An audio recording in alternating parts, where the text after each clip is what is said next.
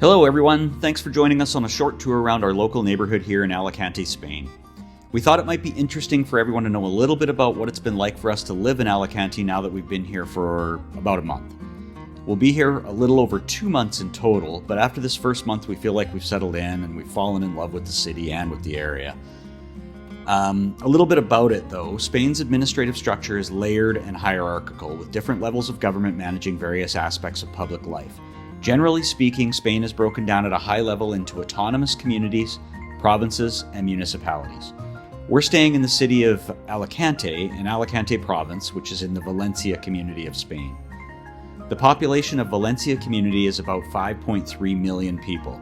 The province of Alicante is about 2 million out of that number, and the city of Alicante itself is home to around 375,000 people.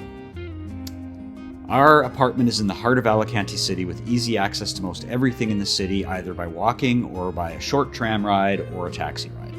It's a very walkable city though, with a few elevations around the castles, but plenty of easy walking with flat surfaces, great sidewalks and promenades, and pedestrians are treated very well here by the traffic, which hasn't always been the case for us as we've toured around.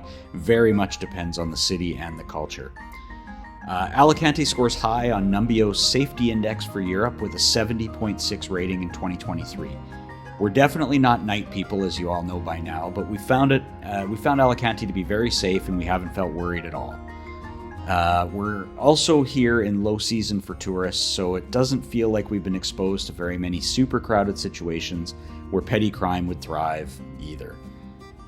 You can break down our neighborhood into a few quadrants, at least the way we see them. First, you have the castles. We took you on a tour of Santa Barbara Castle already, which is the main tourist draw of the two castles. The other castle, Castillo de San Fernando, isn't as old or as tall. The castle was built as a defensive fortress against the threat of French invasion during the Peninsular War between 1808 and 1814. It was specifically built to protect Alicante from a potential attack from the land side, unlike the more famous Santa Barbara Castle, which was primarily for sea defense. Then you have the Old Town area, which houses the historic Santa Cruz neighborhood that you've seen glimpses of in our first look video, but also contains a maze of shops, restaurants, cathedrals, civic buildings, and plazas that put it up there with many of the old towns that we've been to in Europe. This is primarily where the elevations are in the city, so you get some amazing views from this district. The Marina and the beach area speak for themselves. We love being able to walk less than 10 minutes to the Mediterranean Sea every morning and walk the gorgeous beach walk and back through the Marina to check out the boats and all the things that are happening there. This can be a busy area at times, even in the low season, especially if a cruise ship is docked. Across the street from the Marina is the Esplanade that you see in all the tourist videos, which is also a fantastic walk. There is shopping and dining everywhere in this city, but this district is a very concentrated area for shopping and dining. There are two El Corte Inglés multi-level malls in the area, which if you are Canadian feels like a multi-level Eaton shopping center that also includes a supermarket on the main level at one of them. There isn't much you can't buy at this store, and it has a wide range of medium price labels all the way up to brands that would compete with Nordstrom in the US. And then our Airbnb itself borders on what we would consider a more residential area that exists behind the Mercado and away from the sea. We like being situated close to the tourist core, but just a little bit away from the main hustle and bustle. Like we said in our apartment video, we could not be happier with this apartment. So let's start with the day-to-day stuff, groceries. There are a lot of smaller supermarkets spread throughout the core of the city of Alicante, many of the corner store variety that offer basics in a quick and easy, no-hassle format. We have shopped mostly though at Mercadona, which is a 2-block walk from us into the residential zone. It's a larger supermarket, still smaller than most of the ones we shop in North America, but much more sizable than some of the ones we've had on the European trip here. It's a crazy layout and it's very, very busy at times, but it has a great selection, decent prices, and it's become a one-stop shop for us.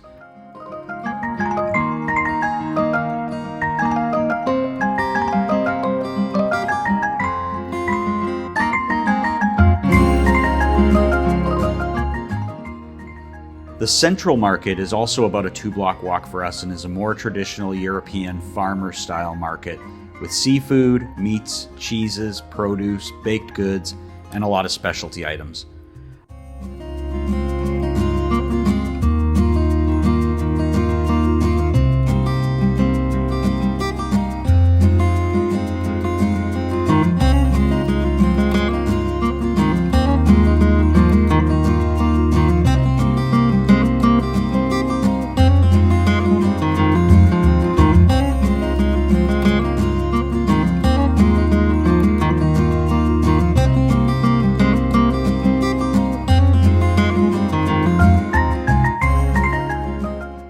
Unlike the Balhau market in Porto that we showed you in our Portugal videos, this one isn't necessarily a tourist market though. We found this market to be full of locals of all ages buying their groceries on a daily basis. Sometimes it's so busy that it's very difficult to walk around.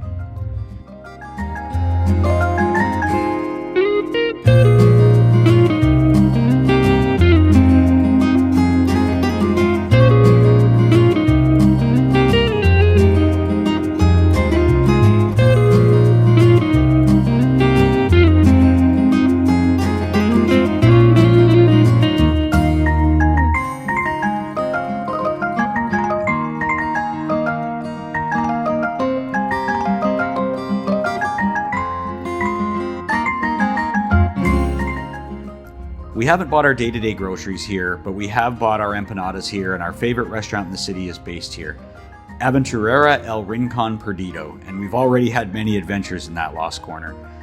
Many thanks to Fernando behind the bar and Lily the hostess.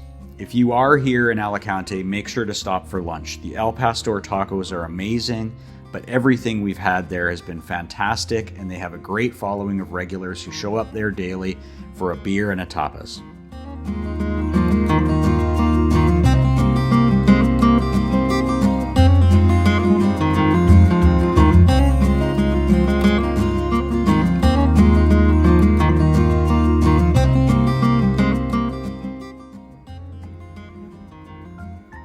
We don't need to wander far from our apartment to get to the old quarter of Alicante City.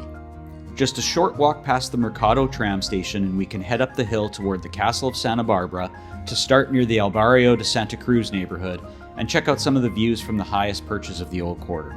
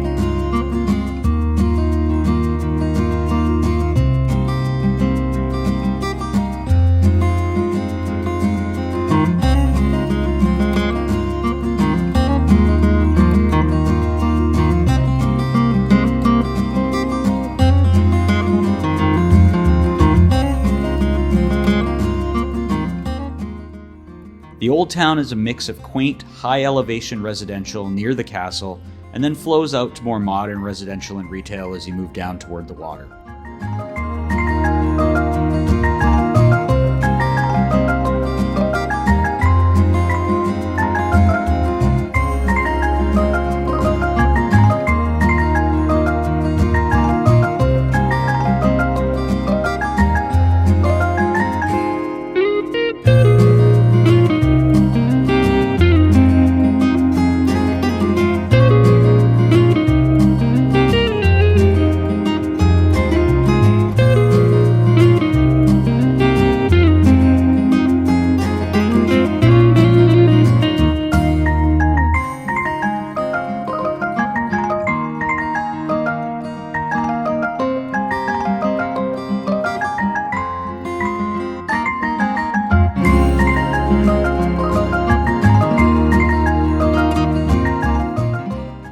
There are many tapas bars here, restaurants, clubs, and shops. It is usually very quiet when we're walking around in the morning, but then explodes at night, especially on the weekends at this time of year, with the hustle and bustle you'd expect in a tourist zone.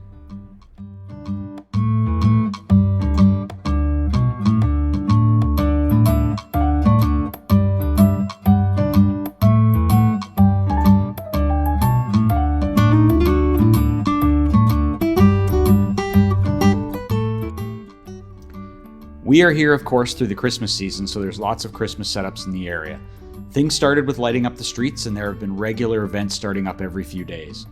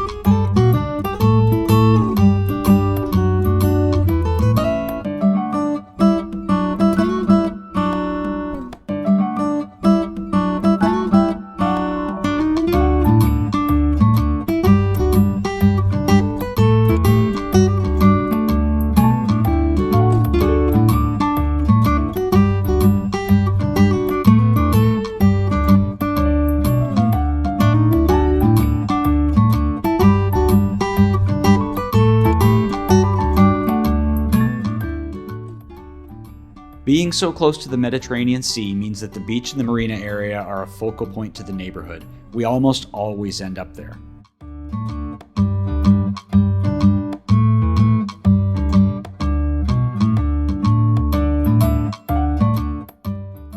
The walks in the morning stretching along Postagate Beach are usually very peaceful, with an assortment of walkers, joggers, and fitness folks on the equipment at the beach. Later in the day, the beach gets very busy, even at December temperatures. Water temperature at this time of year has been around 18 degrees Celsius or 65 degrees Fahrenheit. In the summer, those temperatures reach to the high 20s Celsius or into the 80s Fahrenheit.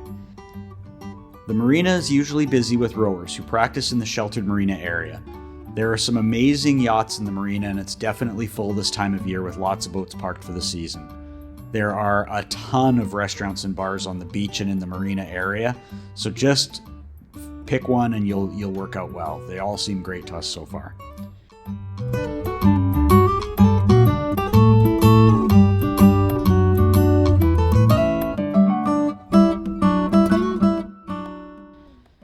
The raised promenade at the north end of the marina is especially something we enjoy. Don't miss it on your trip here.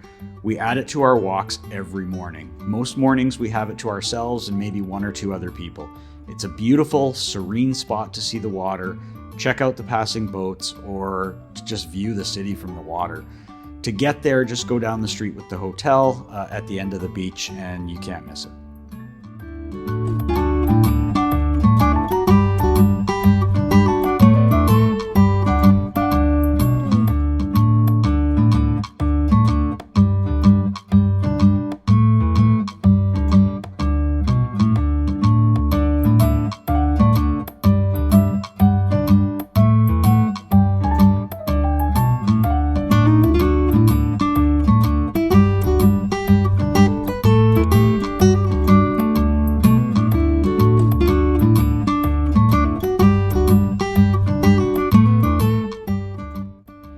The Esplanade is also such a great spot for our morning walk since it's a wide, easy-to-walk pedestrian walkway with dedicated lanes off to the side for bikes or scooters. In the afternoon and evening, it gets very busy as well. But in the mornings, it's super peaceful and quite gorgeous with all the palm trees and flowers, and the sunrises are spectacular.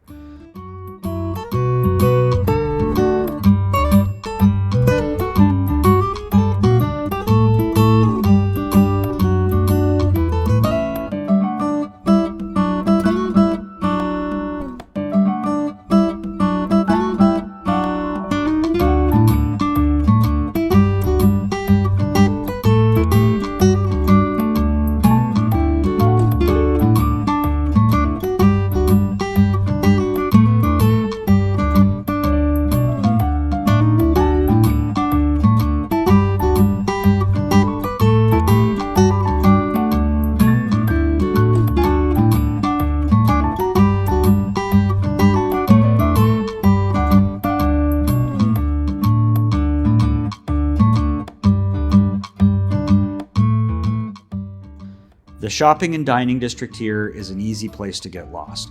Whether you want to see the street of mushroom statues, find a place to have lunch or dinner, or shop for just about anything, you'll find it here.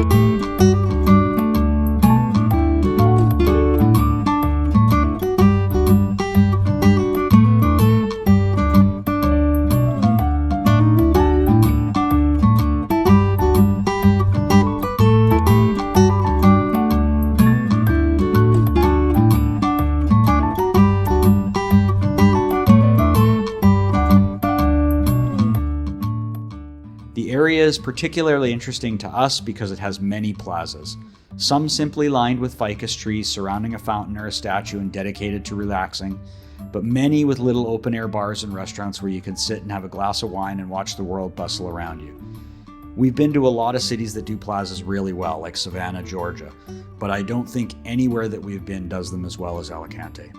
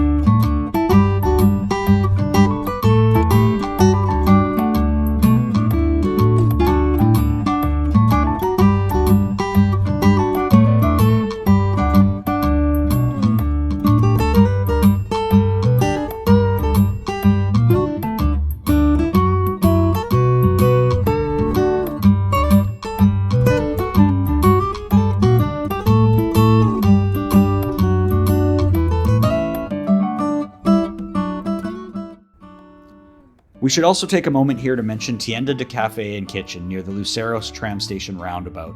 This is only a 10-minute walk from us, and it's become our hangout for great espressos, the best pain au chocolat pastries, breakfasts, and also amazing lunch and dinner items. The lunch Milanese made me as full as I've ever been, I promise you. Great value for the money, fantastic sidewalk patio, friendly and super fun service, and overall fantastic food. Again, please check it out if you're here. We are regulars now and plan to be for the rest of our trip.